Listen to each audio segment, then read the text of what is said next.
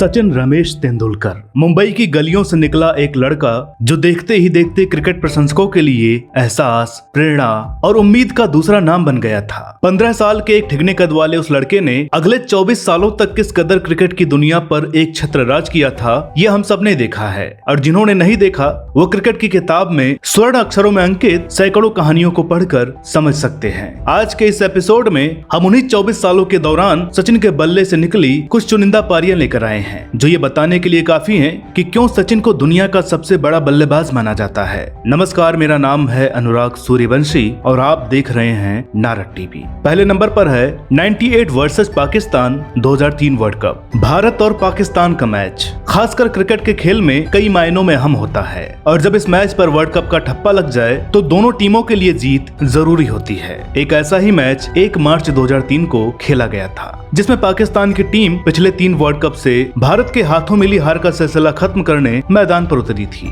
जहां उनके पास शोएब अख्तर, वकार यूनुस और वसीम अकरम की खतरनाक तिकड़ी थी। मैच शुरू हुआ और भारतीय टीम टॉस हारकर पहले गेंदबाजी करने उतरी तो पाकिस्तान ने सलामी बल्लेबाज सईद अनवर की शतक की मदद से भारत के सामने 274 रनों का लक्ष्य रख दिया था, जो समय, पिच और पाकिस्तानी तिकड़ी को देखते हुए नामुमकिन लग रहा था। स्कोर का पीछा करने उतरी भारतीय टीम के सलामी बल्लेबाज सचिन तेंदुलकर उस दिन शुरू से ही अपनी लय में नजर आ रहे थे और उन्होंने अपनी मंशा पारी के दूसरे ही ओवर में शोएब अख्तर की गेंद पर उस अविस्मरणीय छक्के के जरिए जाहिर कर दी थी, जिसके चित्र आज भी भारतीय प्रशंसकों के चेहरे पर एक मुस्कान ले आते हैं। अफ्रीका के शरीर को उबाल देने वाली गर्मी में सेंचुरियन की बाउंस पिच पर उस दिन सचिन तेंदुलकर के उन यादगार बैटिंग शॉट्स ने खतरनाक नजर आने वाली पाकिस्तानी पेस बैटरी को तोड़कर रख दिया था। आखिरकार 177 के स्कोर पर 28वें ओवर में शोएब अख्तर की गेंद पर सचिन तेंदुलकर की यह 98 रनों की लाजवाब पारी खत्म हुई, जिसे आज भी क्रिकेट पंडित सचिन के कई शतकों से अधिक तरजीह देते हैं। सचिन को अपनी यादगार पारी और शानदार मास्टर क्लास के लिए मैन ऑफ द मैच का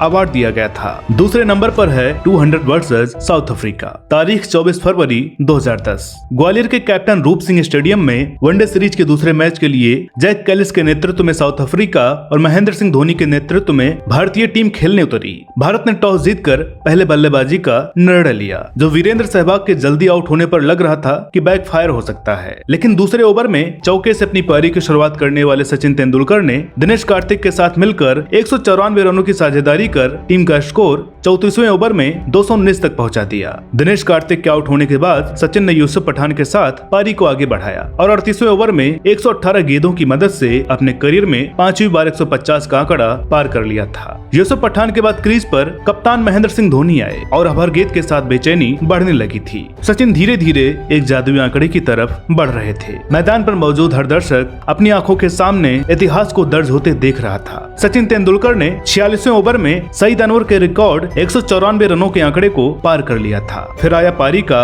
आखिरी ओवर। सचिन का स्कोर अब भी 200 से 1 रन दूर था। मैदान से लेकर ड्रेसिंग रूम तक एक खामोशी छाई हुई थी, जिसे तोड़ने का काम किया तीसरी गेंद ने, जिसमें 1 रन लेकर सचिन ने अपनी पारी में चौथी बार बल्ले को हवा में उठाकर ये बता दिया कि क्रिकेट के खेल में कुछ भी असंभव नहीं है। हालांकि डेल स्टेन ने बाद में कहा था कि उन्होंने सचिन को 190 के स्कोर पर LBW कर दिया था, लेकिन अंपायर इयान गोल्ड ने सचिन को आउट नहीं दिया। फिर जब उन्होंने इसका कारण पूछा तो अंपायर ने कहा कि आसपास देखो, अगर मैं उंगली उठा देता तो मेरे लिए होटल पहुंचना मुश्किल हो सकता था। इयान अगर उस समय फैंस की परवाह नहीं करते तो शायद सचिन 200 रन नहीं बना पाते। लेकिन क्रिकेट के खेल में अगर, काश और शायद जैसे शब्दों की जगह नहीं होती। यहाँ सिर्फ परिणाम देखा जाता है और परिणाम ये था कि पिछले 40 सालों से असंभव नजर आने वाले एक आंकड़े को अपने 37वें जन्मदिन की दहलीज पर खड़े सचिन ने 147 गेंदों में संभव बना दिया था। इस मैच में भारतीय टीम के 402 रनों के जवाब में अफ्रीकी टीम 248 पर ही सिमट गई थी। तीसरे नंबर पर है 82 वर्सेस न्यूजीलैंड। तारीख 27 मार्च 1994। भारत और न्यूजीलैंड के बीच सीरीज का दूसरा वनडे मैच खेला जा रहा था। पहले बल्लेबाजी करने उतरी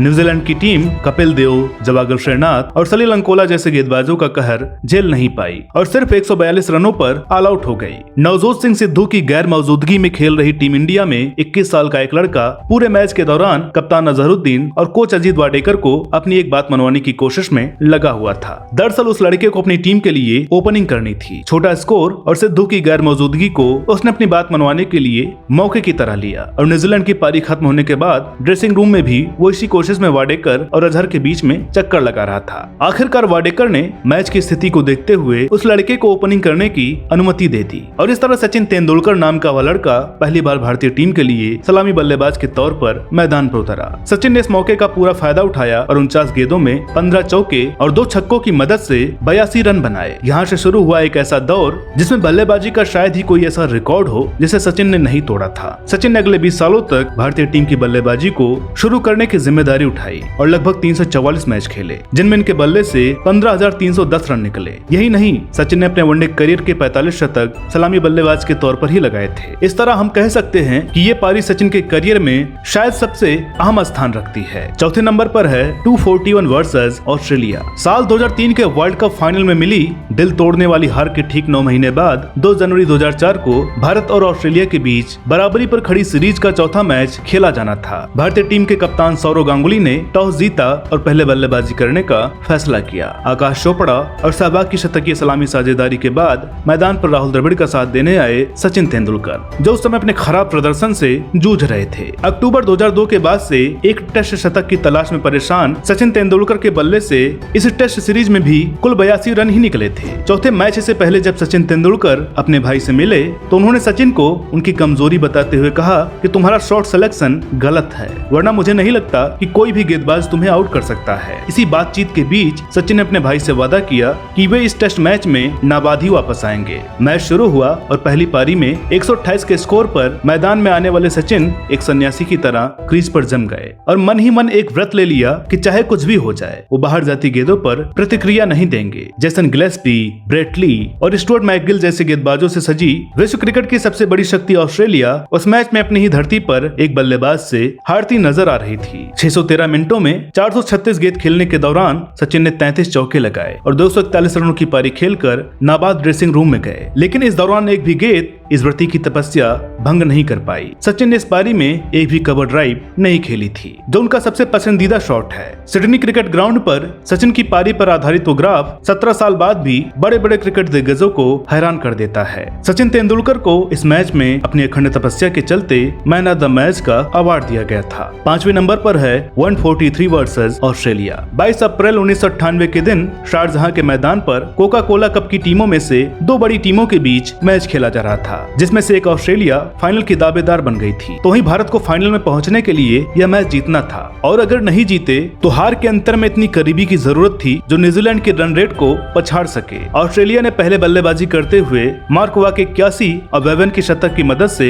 284 रन बोर्ड पर टांग दिए थे। खराब शुरुआत के बाद भारत 29वें ओवर तक 4 विकेट गंवा चुका था कि तभी मैदान पर रेतीला तूफान आ गया, जिसे देखकर सचिन डर गए और एडम गिलक्रिस्ट को पकड़कर खड़े रहे, क्योंकि उन्होंने ऐसा नजारा पहले कभी नहीं देखा था। कुछ देर बाद मैच शुरू हुआ और 4 ओवर घटा दिए गए थे। अब भारत को 46 ओवरों में 276 रन बनाने थे। सचिन ने तूफान से पहले की अपनी धीमी शुरुआत को जल्द ही एक ताबड़तोड़ पारी में बदल दिया था। लक्ष्मण के साथ अपनी शतकीय साझेदारी के दौरान सचिन ने शेन वार्न, डेमिन फ्लेमिंग और टॉम मोडी की गेंदों का बुरा हाल कर दिया था। सचिन ने अपनी पारी के दौरान मैदान के हर कोने पर शॉट लगाए, जिनके सामने ऑस्ट्रेलियाई टीम बेबस नजर आ रही थी। सचिन की इस पारी को आगे चलकर क्रिकेट पंडितों ने डेजर्ट स्टॉर्म का नाम दिया था, जो उस दिन 43वें ओवर में डेमिन फ्लेमिंग की गेंद पर 143 रनों के स्कोर पर खत्म हो गई थी। वीवीएस लक्ष्मण ने इस पारी को अपने करियर की सबसे धुआंधार पारी माना था, जो दरअसल एक नो बॉल पर खत्म हुई थी, जिसके चलते भारत यह मैच 26 रनों से हार गया था। लेकिन सचिन की बल्लेबाजी ने भारत को न्यूजीलैंड से आगे पहुंचा दिया था, जिसके चलते भारत के लिए फाइनल की राह आसान हो गई थी। तो दोस्तों, उम्मीद करते हैं कि आज का एपिसोड आपको पसंद आया होगा।